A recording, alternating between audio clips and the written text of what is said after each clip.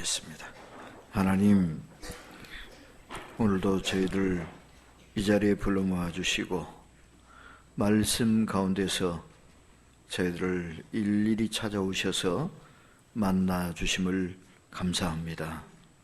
성령 하나님, 친히 저희 한 사람 한 사람 향하여 오늘도 말씀해 주시고 저희들을 깨우쳐 주시고 주님이 기뻐하시고 영광 받으시는 아름다운 성도의 모습으로 다듬어 주시고 이끌어 주시옵소서. 종의 입술을 주님의 도구로 사용하셔서 하나님 하시고자 하시는 말씀 마음껏 선포하게 하시고 우리 안에 이루며 나타내셔야 할 하나님의 거룩한 하늘 뜻이 온전히 이루어지도록 역사하시옵소서. 예수님의 이름으로 기도하옵나이다. 아멘. 지난번 사경에 강사로 오셨던 이혜원 목사님이 서울장신대학교에 지금 강사로 출강을 하고 계셔요. 학교 일에도 좀 관여를 하고 있는 그런 형편이죠. 식사하고 뭐 이렇게 교제하는 가운데 좀 걱정 어린 얘기를 하시더라고요. 요즘 우리 신학교 형편이 참 어렵습니다. 뭐가 어렵습니까? 그랬더니 학생 모집이 잘 안 된답니다. 지원자가 갈수록 줄어들고 있대요. 얼마 전까지만 해도 신학교가 넘쳐났거든요. 지원하는 학생들이 많아서. 특별히 장신대는 말할 필요 없죠. 장신대 신대원 같은 경우에는 한 번 떨어지는 것은 당연하다고 그러죠. 재수, 삼수도 수두룩 하니까. 그래서 마치 고시 공부하듯이 준비를 해야 들어갈 수 있다. 경쟁률이 아주 치열했어요. 그런데 근래 들어서는 그런 분위기가 아니라는 거예요. 지원하는 사람들이 별로 없대요. 경쟁률이 뚝 떨어져 버렸대요. 장신대가 그럴 정도면 다른 지방 신학교들은 상황이 아주 어려워지는 거죠. 미달 사태도 벌어지고 학생이 없으면 학교 운영도 안 되고 점점 어려워지는 거예요. 악순환이 계속 이어질 수밖에 없는 거죠. 이것은 뭘 반영하는 것이냐 하면 우리 교회의 현실을 반영하는 것이기도 하다. 교회의 어떤 현실이냐? 교회가 부흥하고 성장하던 것이 정체된 지 오래됐다.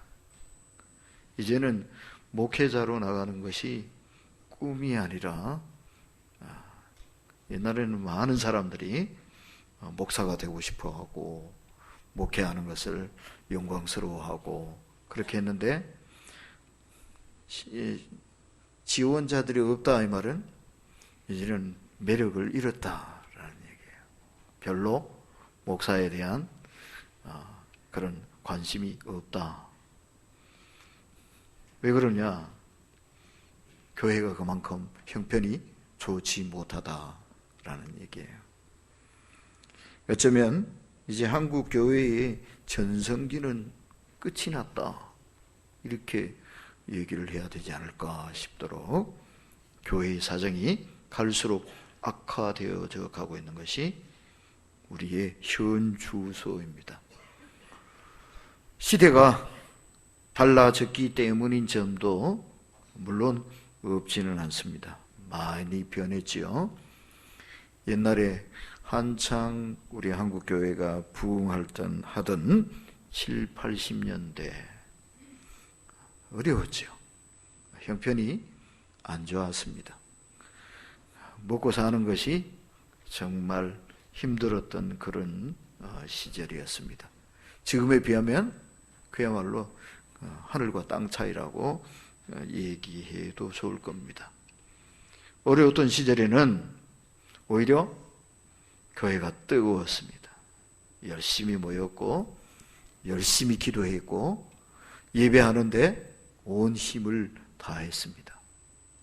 그런데 형편이 좋아졌습니다. 먹고 사는 거 문제 없게 되었고 너무 잘 먹어서 걱정인 시대가 되고 말았습니다. 이러니까 교회가 점점 힘을 잃고 빛을 잃고 휘청거리는 그런 모습들을 많이 보이게 되고 말았습니다. 모이는 것도 시들시들, 기도 소리도 쑥 들어가 버렸습니다. 옛날 그 모습이 전혀 아니란 말이에요. 그러면 시대가 이렇게 바뀌어져 버렸기 때문에 더 이상 교회는 의미가 없다는 얘기인가? 교회에서 선포되는 복음이 능력이 없다는 말인가? 더 이상 이 시대에 어떤 희망이나 해답이 될 수 없다는 얘기냐? 그거하고는 별개입니다. 시대가 바뀌고 환경이 달라져도 복음은 언제나 생명입니다. 시대와 사회의 희망입니다. 다만 교회가 제 구실을 못해서 문제가 될 뿐이라는 얘기예요. 오히려 이 시대의 요청은 더 복음을 갈망하고 있습니다. 우리 주변에 도처에서 그러한 현상들이 보여지고 있다 이 말입니다. 경제적으로는 윤택해지고 생활적으로 모든 것이 향상이 되었습니다마는 그것과 비례해서 삶의 질이 향상되었느냐? 인생의 의미와 보람과 가치가 더 고양되었다고 말할 수 있느냐? 사람들이 옛날보다 더 행복감을 느끼고 사느냐? 안 그렇단 말이에요. 옛날에는 좀 못 먹고 못 살았어도 마음은 편했어요. 행복했어요. 마음의 여유는 있었어요. 그런데 오늘날은 먹을 거는 넘쳐납니다. 생활 수준은 굉장히 높아졌습니다. 그런데 엉뚱한 문제들이 도처에서 발생을 합니다. 가정이 기우뚱기우뚱 휘청휘청합니다. 또 겉은 멀쩡한데 머리끝부터 발끝까지 별 이상 없어 보이는데 한 껍부분만 넘겨보면 속이 푹푹 썩어가고 있는 그런 사람들이 도처에 널려 있습니다. 멀쩡해 보이던 사람이 갑자기 흉악범이 되어집니다. 길 가던 사람을 구타를 하지를 않나, 칼을 휘둘러서 사람을 찌르지를 않나. 겉보기엔 멀쩡해요. 그런데 갑자기 사람이 미친단 말이에요. 이런 일들이 이제는 가끔 있는 현상이 아니라 상당히 많아져 버렸습니다. 또 집안에서도 멀쩡하게 잘 지내는 것 같은데 속으로 끙끙 앓고 답답해합니다. 외로워합니다. 우울증을 앓고 있습니다. 우울증 환자들이 어마어마하게 많습니다. 이 우울증, 조울증이 얼마나 위험한 병인가 우리 알잖아요. 그런데 평상시에는 겉보기에는 잘 구별이 안 가요. 그런데 마음속은 불안하단 말이에요. 요동치고 있단 말이에요. 굉장히 위험한 일촉즉발의 상황을 간신히 버티고 있단 말이에요. 어딘가 기대고 싶어요. 이 응어리진 가슴을 누구에게인가 털어놓고 싶어요. 뭐가 짓눌린 이 가슴, 맺힌 한을 좀 시원하게 풀고 싶어요. 그런 사람들이 주변에 널려 있단 말이에요. 정신적으로, 신경과적으로 질환을 앓고 있는 사람들이 폭증하고 있단 말이에요. 병원에 가보면 아픈데 별로 없어. 괜찮은데요? 이상 없는데요? 그런데 아파요. 정신적인 문제죠. 심리적인 문제란 말이에요. 그래서 많은 사람들이 의지할 데를 찾고 있어요. 자신의 이 아픔을 품어주고 알아주기를 간절히 바라고 있다고요. 이것이 무엇으로 표출되어져 나타나느냐? 요즘은 전보로 다니는 것은 연세 높으신 옛날 어른들이나 하는 것 같잖아요. 그죠? 근데 그게 아닌 모양이에요. 요즘은 점집이 그냥 아주 스마트하게 신세대식으로 카페에서 점을 봐줘 이러잖아요. 젊은 사람들이 점 보러 다녀요. 대학생들이, 청년들이 말이에요. 왜 그럴까요? 이런 사회적인 현상들 때문에 그래요. 그리고 이단과 사이비가 활개를 칩니다. 그들이 부흥을 하고 있다고요. 왜 그럴까요? 불안한 사람들이 거기에 막 휘말려 들어가는 거예요. 이런 영적 현상들이, 정신과 영의 문제들이 이 사회를 요동치게 만들고 있단 말이에요. 그래서 그런 사람들이 많이 그렇게 피해를 보고 희생을 보고 당하는 현상들이 막 나타나는 거예요. 이게 이 사회의 현실이고 문제예요. 이거는 거꾸로 무슨 얘기냐 하면은 내가 복음이 필요합니다. 하나님의 은혜가 필요합니다. 하나님의 도우심이 절실합니다. 하는 이런 외침이요 부르짖는 소리라고요. 이 세상에 그런 아우성들이 가득 차 있다 이 말입니다. 병원에 가도 해결을 못 봐요. 약을 먹어도 해결이 안 나요. 그런데 누구도 이해해 줄 수 없어요. 품어줄 수 없어요. 가족들도 못 해줘요. 친구도 못 해줘요. 어떡합니까? 그래서 엉뚱한 데로 막 찾아가는 거예요. 그래서 도망가지는 거죠. 바로 이런 이 시대의 부르짖음이 바로 복음을 기다리고 있다 말이에요. 예수님이 해답이시잖아요. 오늘 본문에도 보니까 예수님께서 많은 사람들을 만나셨는데 이거는 어제 오늘의 문제가 아닌 것 같아요. 귀신 들려서 고생하는 사람들. 여기 32절 말씀에 귀신 들려 말 못하는 사람이 예수님을 만났다는 거죠. 얼마나 답답하고 힘들었겠습니까? 그 가족들은 얼마나 고통스러웠겠습니까? 예수님 만나니까 말문이 열렸어요. 귀신이 떠나가고 정신이 온전해졌어요. 그런데 예수님이 다녀보시니까, 자, 여기 35절에 보면 이렇게 말씀하고 있죠.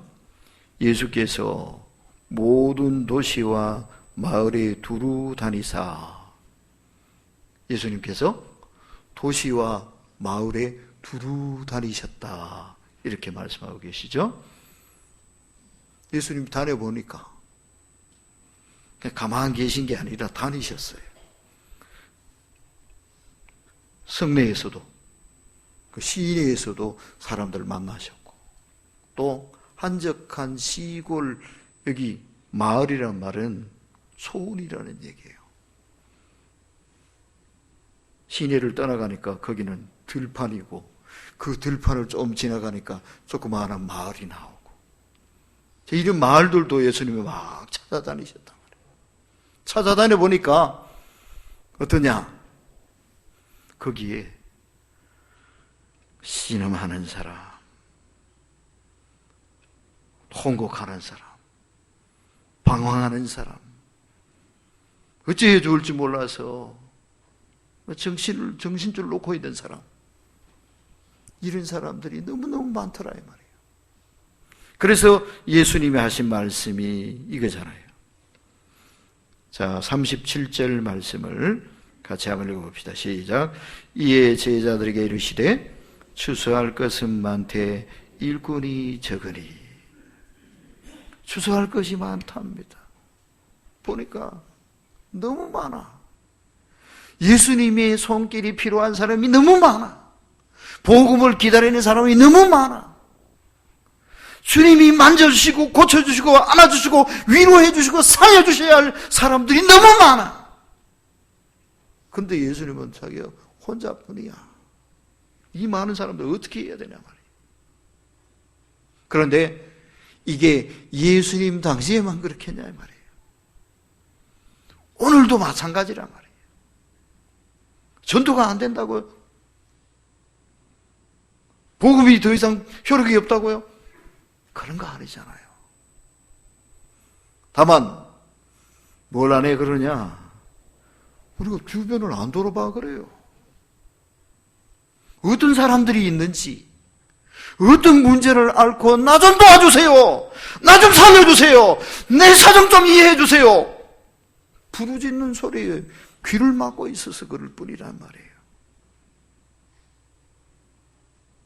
주변을 그래서 우리도 돌아봐야 합니다. 자꾸 나만 생각하지 말라고요. 내 먹고 살기만 바쁩니다 하고 그렇게 살면 이거는 그리스도인의 삶이 아니에요. 우리는 이제 주변도 돌아볼 줄 아는 사람이 되어야 됩니다. 내 문제만이 아닌 다른 사람의 문제도 돌아볼 줄 아는 사람이 되어야 된단 말이에요. 이게 예수 믿는 사람 아닙니까? 왜 예수님이 우리 위해 돌아가셨고 우리를 구원해 주시겠습니까? 그저 우리만 건강하고 행복하고 우리만 잘 먹고 잘 살라고 그렇게 하신 게 아니잖아요. 내가 이제 예수 믿고 변화받았으니 내 주변에 있는 다른 사람들에게도 이 복음을 전하고 이 예수 그리스도를 소개해서 그들을 그 수렁에서 건져내라. 네가 추수할 일꾼이 되어서 저 애타게 부르짖는 저 사람 손을 네가 잡아줘라. 그래서 주님이 우리를 부르시고 세우신 것 아니겠냐 이 말이에요. 예수님이 도시와 마을을 두루 돌아다니시면서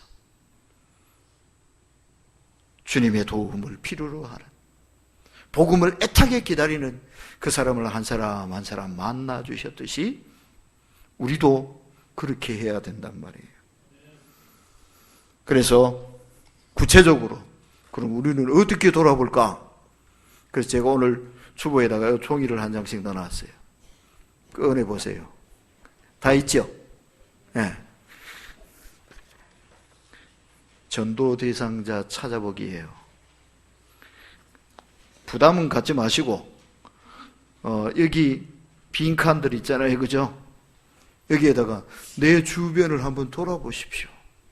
주변을 제일 가까운 곳은 어디겠어요? 우리 집이겠죠? 내 가족이겠죠? 가족들부터 시작해서 신랑부터 시작하고 아이들, 부모님 시작해서 한번 쭉 돌아보시면서 거기에 걸리는 사람 이름을 써보시면 되는 거예요. 그래서 아직 예수님을 모르고 복음을 모르고 살아가는 그 사람들이 내 주변에 어떤 사람들이 있는지 한번 예수님이 돌아보셨듯이 나도 한번 돌아보자 이거예요. 네? 그래서 거기다가 그냥 이름을 그냥 적어보세요. 우리 식구 중에 아직 예수 못 믿고 있는 사람 누구냐? 우리 교회에 나와야 되는데 예수 믿고 구원받아야 되는데 그러지 못하고 있는 사람이 우리 가족 중에 누가 있느냐? 한번 따져보고 살펴보자 이 말이에요. 그리고 외가집도 있고 외가집 식구도 있고 예? 결혼을 했으면 친정집, 시댁, 처가집 살펴보면 처남도 있고 예? 시동생도 있고 다 있죠. 한번 가족들 먼저 한번 쫙 살펴보시고 그냥 누가 있는지만 따져보세요. 이 사람이 예수 믿을 것 같아 안 믿을 것 같아 이런 거는 생각하지 마시고 야 나는 전도 잘 못하는데 어떻게 해 그런 거 걱정하지 마시고 일단은 돌아만 보라고요. 거기에 누가 있는지 어떤 사람이 있는지 얼마나 있는지 그걸 한번 적어보자고요. 그 다음에 친구들 있겠죠. 어릴 때부터 고향에서 같이 자라난 친구들 아직도 연락하고 지내는 친구들 연락 안 되는 친구는 할 수 없고 또 학교 같이 다닌 동창들 선배 후배 다 한번 체크를 해봐요. 아직도 내가 잘 알고 지내고 오랫동안 교제하고 지내는 사람들 가운데 예수 못 믿고 세상 속에 살고 있는 사람 없는지 한번 체크해보자 이거예요. 그리고 우리 이웃 주변에 옆집, 위층, 아래층 옆집 사람들 중에서 또 아이들과 관련된 사람들도 있죠. 우리 아이들, 집안의 아이들 친구의 아이 친구의 엄마, 아빠, 또 우리 아이의 학교 선생님, 또 과외 학원 선생님, 뭐 이런 사람들도 있고, 그죠? 걸리는 사람을 주변을 한번 돌아보면서 내가 나하고 관계를 맺고 살아가면서도 아직 복음 안에 하나님의 은혜 안에 있지 못한 사람들이 누가 있는지 한번 살펴보자 이거예요. 여기서부터 시작해야 되기 때문에 그래요. 내 주변에는 예수 믿을 사람 없는 게 아니라 살펴보면 보인단 말이죠. 한번 적어보시도록 오늘 집에 돌아가셔가지고 한번 꼼꼼히 한번 생각해 보시면서 한번 적어보시도록 그렇게 해주시면 좋겠어요. 그리고 뭐가 필요하냐? 36절에 보시면 무리를 보시고 불쌍히 여기시니 이는 그들이 목자 없는 양과 같이 고생하며 기진함이라 이렇게 말씀했어요. 예수님께서 사람들을 쭉 돌아보시니까 어떤 마음이 들었다고요? 불쌍한 마음이 들었다고요. 그들을 불쌍히 여기셨다 그래요. 사람들이 목자를 놓쳐버리고 길 잃은 양이 돼가지고 고생하는 양처럼 아들아들 떨고 목자가 없으니까요. 제대로 먹지도 못해가지고 바싹 마르고 그런 양처럼 두려움에 쌓여서 어찌해야 좋을지 몰라서 방황하고 괴로워하는 그런 사람들 보니까 예수님 마음이 아팠다. 짠했단 말이에요. 불쌍한 마음이 들었단 말이에요. 측은한 마음이 들었단 말이에요. 우리 마음에도 이런 마음이 담겨져야 됩니다. 예수 안 믿는 사람, 인생살이에 지치고 고달프고 시달려서 살아가는 사람 바라볼 때에 불쌍한 마음이 들어야 돼요. 이런 마음을 우리 마음에도 부어주시라고 우리 기도합시다. 주님이 가졌던 그 마음, 내 마음 속에도, 내 가슴 속에도 그들을 바라보는 측은히 여기는 마음, 불쌍히 여기는 마음이 생겨나지기를 원합니다. 이 마음을 품는 것에서부터 전도는 시작이다. 이거 기억합시다. 그 사람을 바라보니까 너무 안타까워. 꼭 예수 믿고 변화받았으면 좋겠어. 이 마음이 생겨야 전도가 되는 거예요. 그리고 이 마음에서부터 그 사람을 수렁에서 건져낼 수 있는 하나님의 은혜와 축복의 세계로 건강하고 행복한 인생살이로 이끌어줄 수 있는 길이 열려지게 되어진다 말이에요. 하나님은 어떤 사람과 함께 하시느냐? 따라서 해봅시다. 하고자 하는 사람과 함께 하신다. 누구하고 함께 하신다고요? 하고자 하는 사람이요. 영어 속담에 이런 얘기 있잖아요. 그러잖아요. 하늘은 스스로 돕는 자를 돕는다. 여기 하늘은 하나님이에요. 하나님은 누구를 도우시느냐? 스스로 돕는 자. 이게 뭔 소리냐면 하려고 애쓰는 사람이에요. 전도하려고 애쓰는 사람, 기도하려고 애쓰는 사람, 봉사하려고 애쓰는 사람, 충성하려고 애쓰는 사람, 예배 드리려고 애쓰는 사람, 하나님 말씀대로 살려고 애쓰는 사람, 그런 사람을 하나님이 도우신다 이 말이에요. 은혜도 주신다 이 말이에요. 감당할 수 있도록 능력도 주신단 말이에요. 그러니까 전도는 나는 겁나서 못하겠는데요. 겁내면 아무것도 못해요. 두려워하지 말고 주저하지 말고 주님 주시는 감동을 따라서 하나님이 내 마음속에 저 사람 네가 좀 품어야 되지 않겠니? 감동을 주실 때 한번 해보겠습니다 하고 순종해 보십시오. 그러면 하게 됩니다.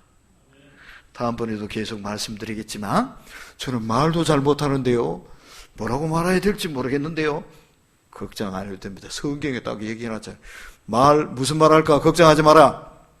내가 할 말을 내 입에 불어넣어 주마.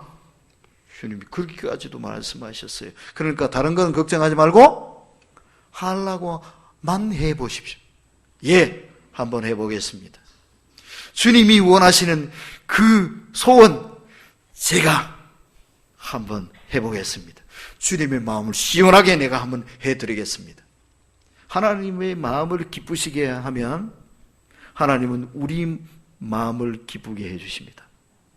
그런데 하나님의 마음을 기쁘시게 하는 가장 좋은 방법이 뭐겠어요? 그게 바로 전도하는 겁니다. 영혼을 구원하는 일이란 말이에요. 왜 그럴까요? 예수님이 자기 목숨 바쳤잖아요. 뭐 하려고? 한 영혼 구원하려고. 그죠? 목숨 바쳐서 이루고 싶은 그 일이 영혼을 구원하는 일. 우리가 쉽게 말하면 전도하는 일 아니겠어요? 그러니까 이거 하는 사람을, 전도하는 사람을 하나님은 너무 사랑하시고 너무 기뻐하신단 말이에요. 그러니까 하나님의 큰 은혜를 체험하고 누리고 싶다면 뭐 하면 되느냐? 전도하면 됩니다. 그 사람을 내 마음에 품고 예수님처럼 불쌍히 여기고 안타까워하고 어떻게 하든지 복음을 가르치고 이끌어서 하나님의 구원의 은총을 누리게 하는 것, 이것만큼 복된 일이 없다라는 것을 꼭 기억하도록 합시다. 기도하겠습니다. 하나님, 저희도 예수님 마음 품고 예수님이 하셨던 것처럼 주변을 돌아보며 복음이 필요한 사람, 예수님을 간절히 기다리는 사람들, 저희들이 찾아갈 수 있도록 도와주시옵소서. 그들을 가슴에 품고 불쌍히 여기며 그들을 예수 그리스도의 복음의 은총의 품으로 이끌어 드릴 수 있는 능력 있는 전도자로 살아가게 하여 주시옵소서. 예수님의 이름으로 기도하옵나이다.